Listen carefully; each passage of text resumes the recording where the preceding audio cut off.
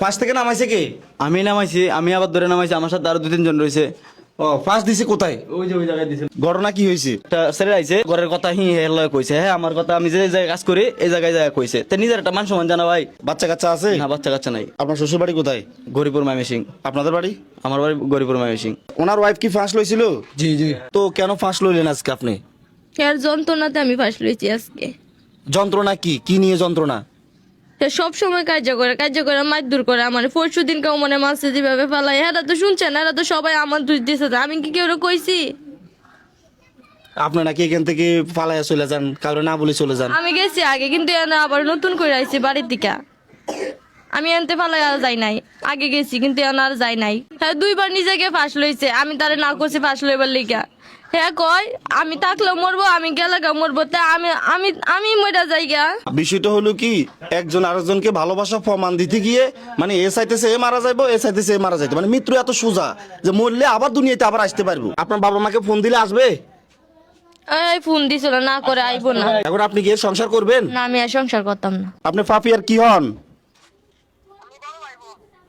বড় ভাইয়ের বউ? ও সে তো চট্টগ্রাম আজকে ফাঁস দিছে, আপনারা কি জানেন? এখন এখানে আপনারা আপনাদের যে কোনো কেউ আসতে হবে, গার্জিয়ান, পাপিয়ার বাবা হোক, মা হোক, বড় ভাই হোক, এখানে আসতে হবে যে কোনো একজন।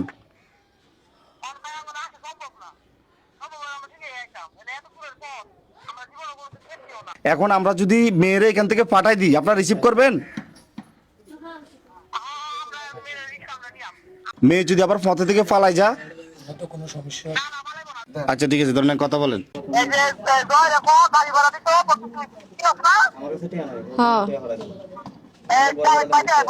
এখন আপনার বউ তো বলতেছে আপনার ভাত খাবে না, সে চলে যাবে। কিছু করার নাই। রাগের মাথায় অনেক কিছু হয়।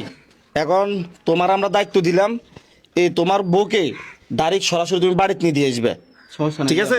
দিয়ামু। ঠিক আছে, বাড়ি যাবেন তো? হ্যাঁ বাড়ির যাবো। আচ্ছা ঠিক আছে, তাহলে কোনো ঝগড়া করার দরকার নাই, ঠিক আছে? যাইতে কত টাকা লাগবে? যাইতে কম হলে তো 1500 টাকা লাগবে, 2 জন গেলে ভাঙ্গিয়া গেলে। না আছে আপনার কাছে কত? আমার কাছে 1000 টাকা মতো আছে। তাহলে আর কত লাগবে? আরো 500। ধরো আমি 1000 টাকা দিছি, নাকি ধরো আরো 500 টাকা দিছি, আসার সময় আসতে পারো। 1500 টাকা দিছি, তাহলে এখানে থাকার দরকার নাই, ট্রেনের আশা করি লাভ নাই। এখন তোমরা রেডি হয়ে বাস দিয়ে চলে যাও। এই আসেন, আপনারা বেরোয় আসেন, বেরোয় আসেন, ঘরের তালা মারা দেন। আলো হয়েছে না? বাড়িতে ফাটা দিচ্ছি একদম ওস্তাদ হামিদ ভাই, এই বলতে ধন্যবাদ। আপনারা অনেক পরিশ্রমের বিনিময়ে এদেরকে বাড়িতে পাঠাইতেছেন, টাকা দিচ্ছেন, আপনাকে এলাকাবাসীর পক্ষ থেকে ধন্যবাদ। যান উঠেন, তাহলে ফতে কোনো ঝগড়া টগড়া করেন না, হ্যাঁ? একদম সুন্দরভাবে পৌঁছায় দিবেন, ঠিক আছে? আচ্ছা যান। দেখেন এই ধরনের ঘটনা কিন্তু আজ নতুন না, এরকম ঘটনাগুলা আমাদের দেশে প্রায় হয়ে থাকে। আর এটা হচ্ছে গার্জিয়ানের কারণে।